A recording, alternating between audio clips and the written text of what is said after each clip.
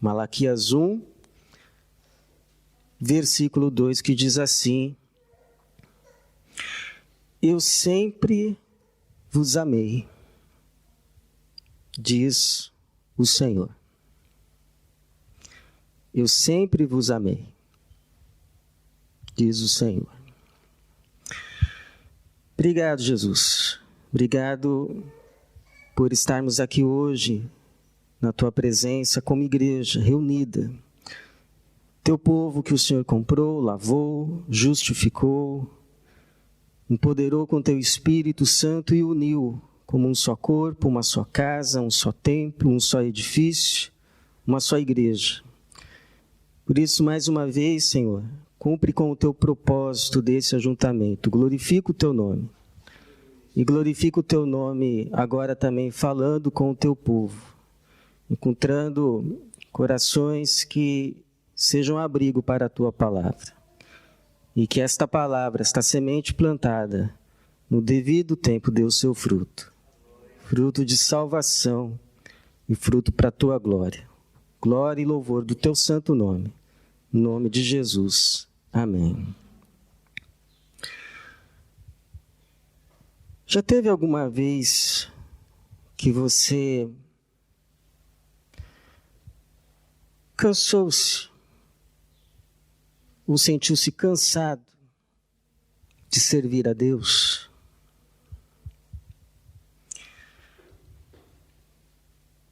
Já cansou alguma vez ou foi tentado a se cansar de temer a Deus, viver no temor do Senhor? E talvez porque você olhou de lado e se apercebeu que nesse mundo nem sempre aquele que faz o bem, nem sempre aquele que faz o que é certo, o que é correto, é este que é devidamente recompensado. Não. Nesse mundo, pelo contrário. E você se apercebeu que, na verdade, nem todo mundo que faz o que é mal é devidamente punido. Parece que, às vezes, inclusive, sai ileso. Você talvez teve a impressão de que aqueles que vivem só para si mesmos decidiram categoricamente: eu vou viver para autocultivo, sem considerar nem Deus, muito menos a sua vontade. Não é que é esses que parece que se dão melhor na vida? Que são melhor recompensados por esse mundo? Bom, eu não sei se você já teve essa experiência de crise, mas era essa a crise do povo do tempo de Malaquias. Este que foi um povo disciplinado por um cativeiro de 70 anos, volta do cativeiro, e agora já estamos praticamente numa segunda, quase terceira geração, uma geração que cresceu provavelmente ouvindo dos seus pais, ouvindo dos seus avós: olha, sabe por que a gente foi para o cativeiro? Sabe por que a gente foi para o exílio? Porque a gente se desviou dos mandamentos do Senhor. A gente se desviou do temor do Senhor. Então prestem atenção. O temor do Senhor é o princípio da vida. Não se desviem desta lei. E essa geração ouve, até porque ela tem lembranças. E ela, então, se dedica a obedecer, principalmente as exortações de Ageu, de Zacarias, que os incita a reconstruírem o templo. Eles vão, saem daquela morosidade espiritual, se arrependem, arregaçam as mangas, ok, vamos reconstruir esse templo, o templo é reconstruído, só que agora já se passaram 50 anos. Já se passaram 50 anos e você sabe como a vida é. A vida tem as suas lutas, tem as suas angústias, tem as suas aflições, tem as suas injustiças, seja na Babilônia ou seja em Jerusalém. Seja qualquer que for o lugar. E essa geração, então, pelo menos alguns, parece que por um momento tiram os olhos daquilo que tinha regido a sua vida até então e passam a perceber que aqueles que não guardam aquele temor, aqueles que não estão interessados naquilo que Deus diz ou deixa de dizer, são esses que, na verdade, aparentemente, estão se dando melhor. Critérios humanos, mas nós somos humanos. E muitas vezes nós avaliamos a vida exatamente por meio desses critérios. E isso vai trazer um estado de espírito tal que alguns chegam a dizer aquilo que está no capítulo 3, a partir do versículo 13. Deus usa Malaquias para dizer essas palavras: as vossas palavras foram hostis contra mim, diz o Senhor, mas perguntais, o que falamos contra ti? O que a gente falou contra o Senhor? Falastes que é inútil servir a Deus. Que vantagem tivemos por ter cuidado em guardar os seus preceitos e por termos lamentado diante do Senhor dos Exércitos, pois agora consideramos felizes os orgulhosos. Os que cometem maldades prosperam. Eles desafiam a Deus e escapam ilesos. E esse estado de alma vai corroendo tanto, deixando tantas marcas, que corrompe também dois cultos. O culto da vida. Porque agora há exploração na terra. Tem gente sendo explorada nos salários. Agora tem feitiçaria na terra. Agora tem injustiça para com as viúvas, para com os órfãos, para com os estrangeiros. E agora tem adultérios. Tanto que o Senhor vai dizer no capítulo 2, versículo 13, vocês perguntam, por que eu não aceito mais a oferta de vocês? Ainda que vocês as cubram com lágrimas.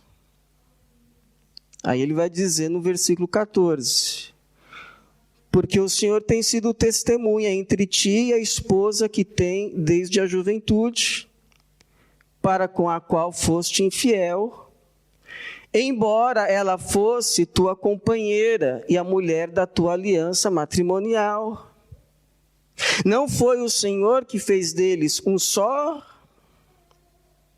Então é por isso que eu sempre digo para quem está se casando,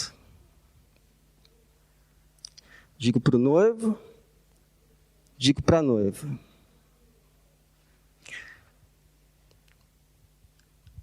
Ore e ajude o seu cônjuge a permanecer fiel a Deus. Porque enquanto ele for fiel a Deus, ele vai ser fiel a você. O dia que ele deixar de ser fiel a Deus, aí qualquer coisa pode acontecer. Porque a nossa fidelidade ao outro, ao próximo, começa com a nossa fidelidade a Deus. E essa corrupção do culto da vida vai, claro, trazer também implicações, consequências, reflexos no culto cerimonial, no ajuntamento. Porque as ofertas deixam de ser as primícias e passam a ser a sobra, se sobra. A sobra, se sobra. Não é mais o primeiro pedaço do bolo. Queremos honrar o Senhor. Não. É o farelo. E aí o Senhor vai dizer o que ele diz no versículo 8 do capítulo 1. Quando ofereceis em sacrifício um animal cego, isso não é errado? E quando ofereceis o animal aleijado ou doente, isso também não é errado? Ora, apresenta ao teu governador. Vai apresentar para o governador essa oferta. Será que ele se agradará disso? Ele vos atenderá? Pergunta o Senhor dos Exércitos. E até os sacerdotes. Chega uma hora que eles dizem aquilo que está agora escrito aí no final do versículo 12. Mas vós profanais quando dizeis, a mesa do Senhor é impura e seu alimento é desprezível. Afirmais também, que canseira. Que canseira tudo isso. Estou cansado. Triste, hein? Triste. Povo de Deus. Aí a gente pergunta, o que Deus faz quando a gente chega nesse ponto? Nesse ponto. Primeiro, Deus nos lembra do seu amor. Deus nos lembra do seu amor, porque a questão não era se Deus nos amasse, nos trataria diferentes? Pois a primeira afirmação do livro de Deus ao povo é essa, versículo 2, eu sempre vos amei, diz o Senhor. E se o Senhor diz, é verdade. Ainda que a gente não perceba. E o Senhor vai explicar que o fato de Deus os ter escolhido, isso foi prova do seu amor. Um amor que não muda, um amor que é constante e um amor que é eterno. O amor de Deus não muda. É sempre o mesmo. E é para sempre. É eterno. Não importa o dia, não importa a hora. Eu sempre é sempre. Eu sempre vos amei. Ainda que muitas vezes vocês não reconheçam. Mas eu sempre vos amei. Não teve um dia que eu não vos amei. Mesmo quando vocês não perceberam. Pelo contrário, duvidaram. Eu estava amando vocês. Então, nem sempre a gente percebe. Por isso que, de quando em vez, Deus tem que nos lembrar. Ele pode nos lembrar, por exemplo, por meio de uma foto. Você pega assim uma foto do nada, e aquela foto parece que te remete lá a uma fase da vida, você lembra, puxa, nessa fase aqui da vida, aquela situação, mas Deus me sustentou. Deus me sustentou. Foi uma fase muito difícil, mas Deus esteve comigo. Porque senão eu não estaria aqui agora. Ou então uma convicção de talvez uma decisão equivocada que você tomou, mas você percebeu mesmo assim a graça de Deus em não permitir que as consequências fossem as piores possíveis. Você olha e diz assim, puxa, olha, por causa daquilo, hoje eu podia estar assim, eu podia estar assado, mas Deus teve misericórdia de mim. Deus não permitiu que o pior que podia acontecer, acontecesse. Louvado seja o Senhor. Ou um abrir de olhos. Os teus olhos se abrem. Por um momento você enxerga o quanto você é amado. O quanto você é amada. Talvez a tua geladeira te fale isso. Talvez a tua despensa te fale isso. A gente não acabou de cantar o hino? Conta quantas bênçãos, diz quantas são, recebidas da divina mão, uma a uma, conta de uma vez e verás surpreso quanto Deus já fez. E aí quando você percebe isso, você vê que o que Deus está falando para esse povo também diz hoje para nós: eu sempre vos amei. Sempre é sempre. Sempre foi ontem, sempre é hoje e sempre será. O amor de Deus é como Ele, eterno. Não muda, como uma sombra inconstante, não. Eu sempre vos amei. Mas segundo Deus também nos afirma quem Ele é. Ele é o soberano das nações, adorado em toda a terra. Em toda a terra. Tanto que ele vai dizer assim, versículo 11 do capítulo 1, mas o meu nome é grande entre as nações, do Oriente ao Ocidente, e em todo lugar oferecem ao meu nome incenso e uma oferta pura, porque o meu nome é grande entre as nações, diz o Senhor dos Exércitos.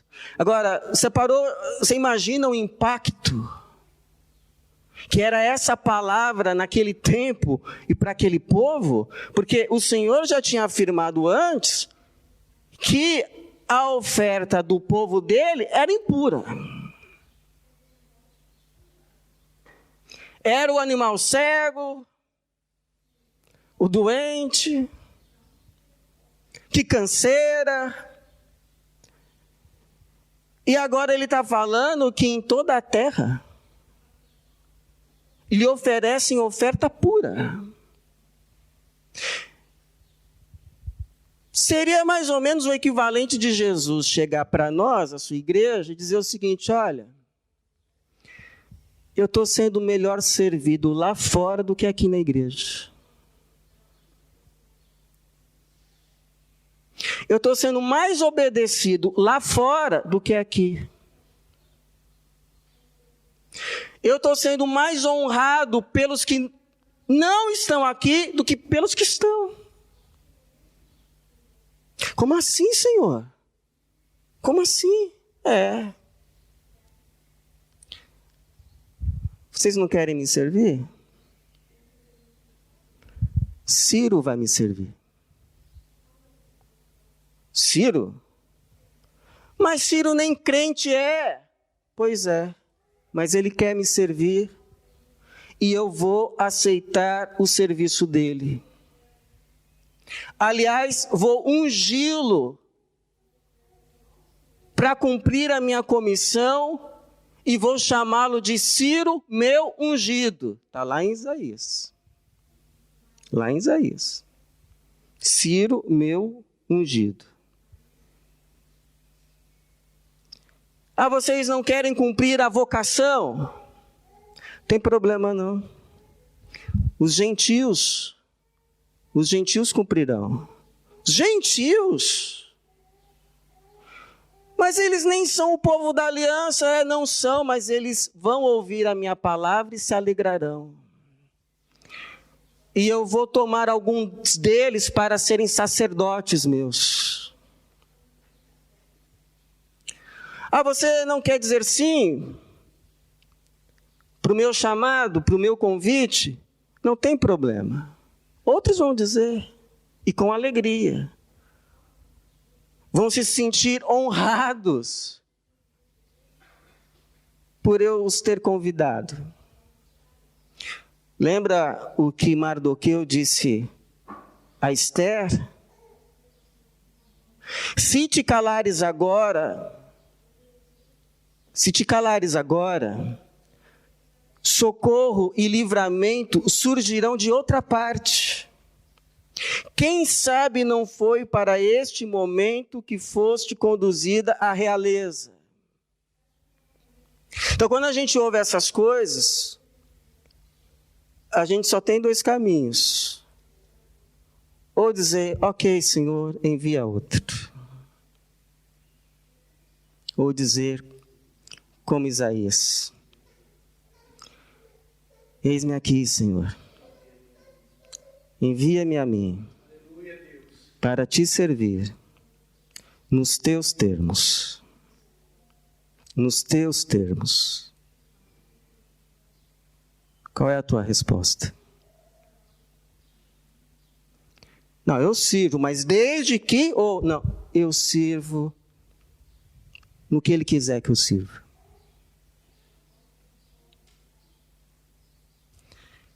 Qual é a nossa resposta?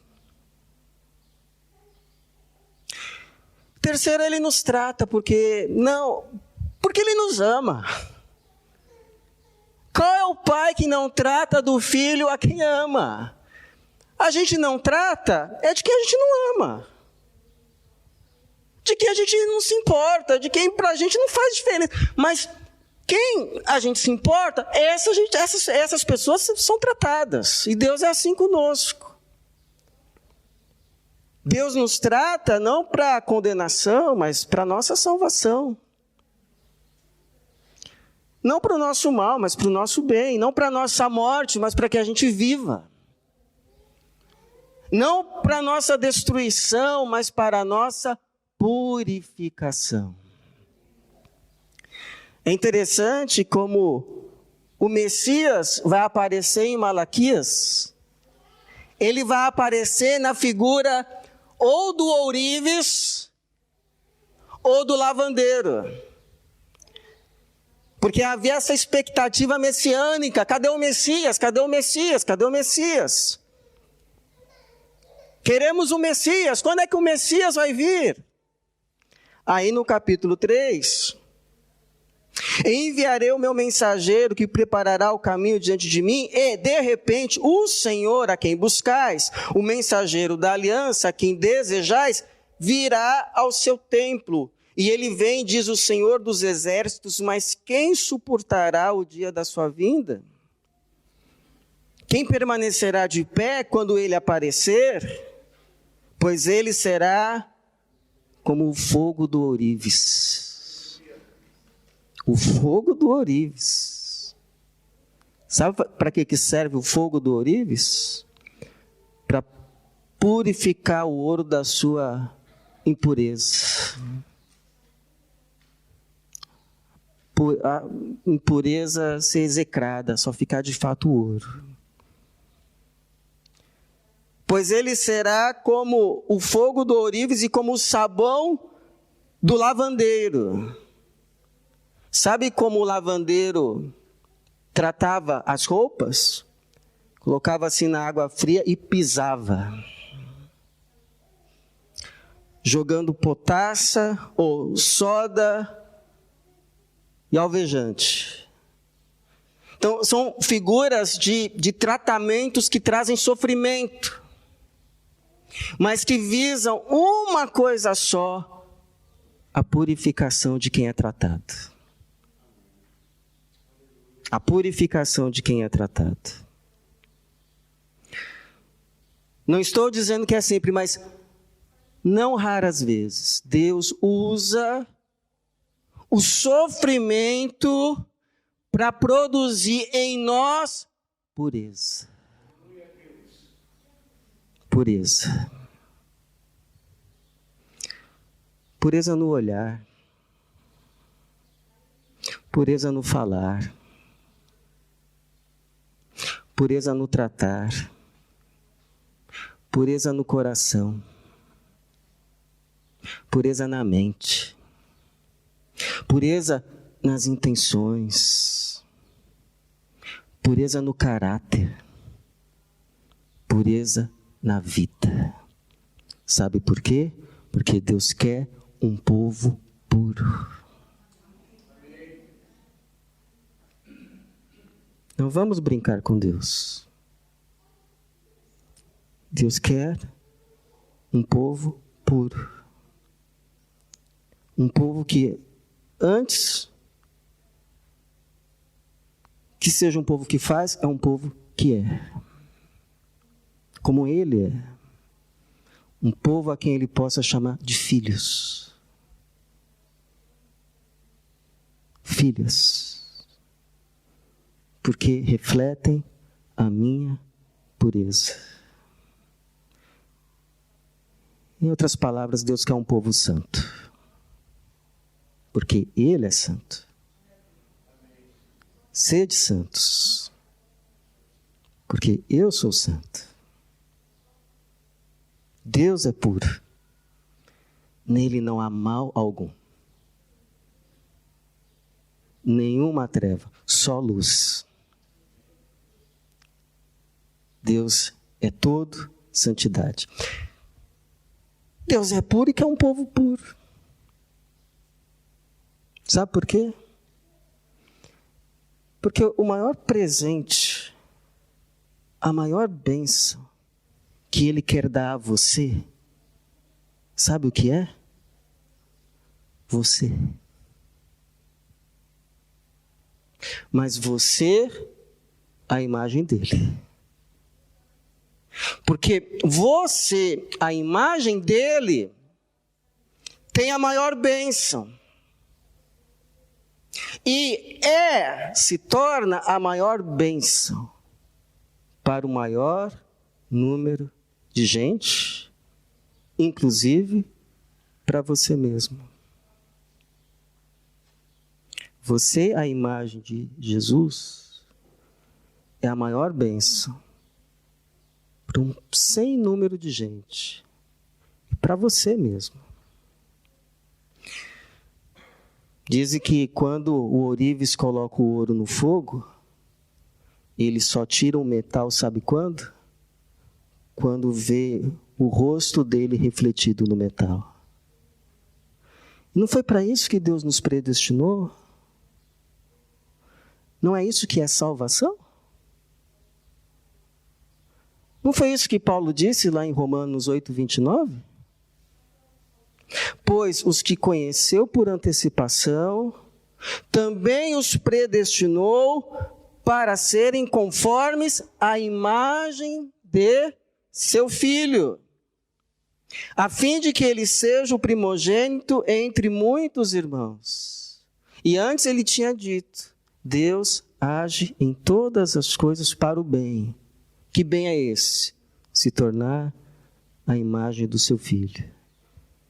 Isso é salvação.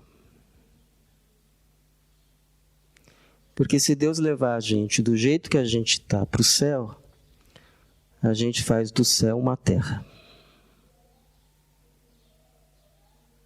Lá vai ter inveja. Lá vai ter contenda. Lá vai ter um monte de coisa. Salvação, entenda. Não é só ir para o céu. Salvação é se tornar a imagem de Jesus. Isso é que a Bíblia vai chamar de glorificação. Que João vai dizer, olha que maravilha de Deus nos chamar de seus filhos, ainda não nos tornamos o que havemos de ser, mas quando Ele vier, nós o veremos e seremos semelhantes a Ele. Então, se você está no caminho da salvação, pode esperar, Deus vai usar muitas situações, provações, para te purificar como o ourives e o sabão do lavandeiro. Mas pode ficar sossegado. No final do processo, você vai estar como o varão perfeito. Entenda isso. Entenda isso. Foi para isso que Deus deu o Espírito Santo. E por fim, Deus nos lembra que ainda reivindicará aqueles que o temem, aqueles que o servem, como seus filhos e filhas, principalmente no último dia. Porque se você for olhar para a vida e querer entender essa vida só pelo que existe entre o sol e a terra, e só entre o que acontece entre o dia do nascimento e o dia da morte, sabe a conclusão que você vai chegar? A mesma conclusão que o Salomão chegou quando fez isso. Nada faz sentido. Nada faz sentido. É tudo ilusão. Porque, me diga, que sentido há em nascer para depois morrer? Que sentido? Que sentido há em você fazer o bem nessa vida e as pessoas que recebem esse bem podem pegar esse bem que você fez para fazer o mal, inclusive contra você mesmo? Que sentido? Que sentido que há em você andar no temor do Senhor, se você percebe que muita gente que não teme o Senhor, sob os critérios humanos, se dão muito melhor? Que sentido? É por isso que o Senhor vai avisar esse povo, olha, eu vou escrever um memorial sobre todos os que me temem. E vou fazer vocês lembrarem que a vida não acaba aqui. É o que ele vai dizer no último, quase no último capítulo, indo para o último capítulo, quando o povo faz toda aquela reclamação. Versículo 16 do capítulo 3 diz assim: então aqueles que temiam o Senhor, depois que eles ouviram as pessoas dizerem, não vale a pena temer a Deus.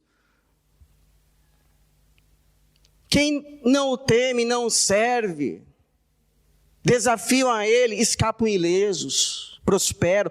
Então, versículo 16, então aqueles que temiam o Senhor, falaram uns com os outros, e o Senhor os ouviu com atenção. E diante dele se escreveu um memorial, mandou registrar. Registre como fulano me teme. Registre a decisão da fulana naquele dia. Para os que temiam o Senhor, para os que honravam o seu nome. E naquele dia que prepararei, eles serão meus, diz o Senhor dos Exércitos, minha propriedade exclusiva. terei compaixão deles, como um homem tem compaixão de seu filho que o serve. Então vereis outra vez a diferença entre o justo e o mau, entre o que serve a Deus e o que não serve. E ele vai continuar. No capítulo 4, diz o Senhor dos Exércitos: aquele dia virá, abrasador como fornalha. Todos os presunçosos e todos os que cometem maldade serão como palha. Versículo 2: mas para vós, os que temeis o meu nome, nascerá o sol da justiça, trazendo cura nas suas asas. Sabe aquela cura que você tanto espera? E vós saireis e saltareis como bezerros soltos no curral.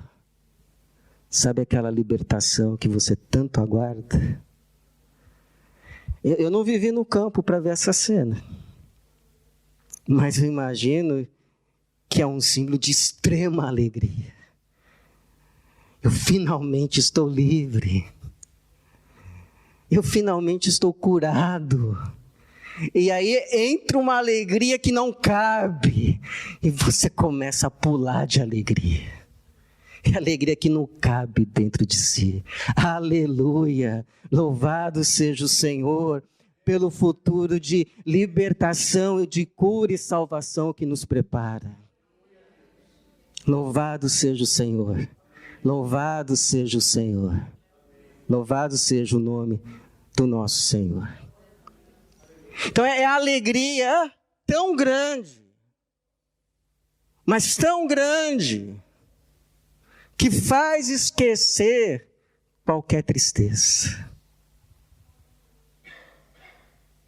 A tua maior tristeza nesse mundo será como nada, diante da alegria que te aguarda, que Deus prepara para aqueles que o temem. Vale a pena servir ao Senhor. Vale a pena viver para a glória de Jesus. Então por que a gente não desanda? Por quê? Por que a gente não sai do temor do Senhor? Porque a gente sabe que isso só vai trazer mais males para a nossa vida. Só vai trazer mais sofrimentos. A Bíblia não diz que aquele que planta vento vai colher o quê? Tempestade. E a Bíblia ainda é enfática: não importa quem seja. Não importa quem seja. Plantou vento, uma hora a colheita vem. Por que a gente não desanda? Porque a gente sabe que o andar no temor do Senhor, independente das circunstâncias, é a prova mais enfática que de fato somos do Senhor. Foi o C.S. Lewis que diz que não tem ninguém mais perdido para o inimigo, ou seja, o diabo, do que aquele que não vê mais nenhum sinal do favor de Deus em sua vida, mas mesmo assim continua obedecendo. Esse é do Senhor. Esse é do Senhor. Esse está escrito lá, um memorial diante do Senhor.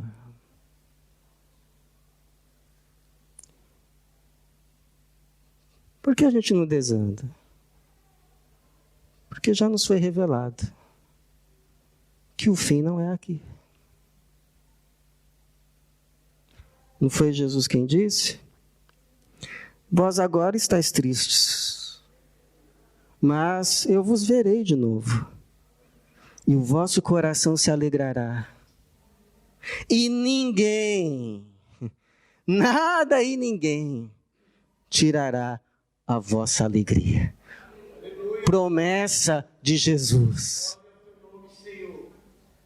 Promessa de Jesus. Sabe o que homens como Malaquias, Paulo, mulheres como Ana, sabe o que eles aprenderam e a gente pode aprender também? A não olhar tanto para os resultados da vida e olhar mais para o motivo dela. Não olhar tanto para o lado ou para os lados e manter os olhos fixos no alvo, que se chama Jesus. Porque se não vem, Deus vê. Se não nos reconhece, Deus reconhece. Se não nos dão a devida recompensa, Deus ainda nos reivindicará. Como filhos, verdadeiras filhas. E é nessa fé, nesse temor, que a gente vai andando. Todos os dias dessa vida. Até o último dia. Porque nós sabemos, como diz Provérbios 19, 23, o temor do Senhor conduz à vida. Aquele que o tem ficará satisfeito. Que assim seja. Que Deus nos abençoe. Amém. Amém.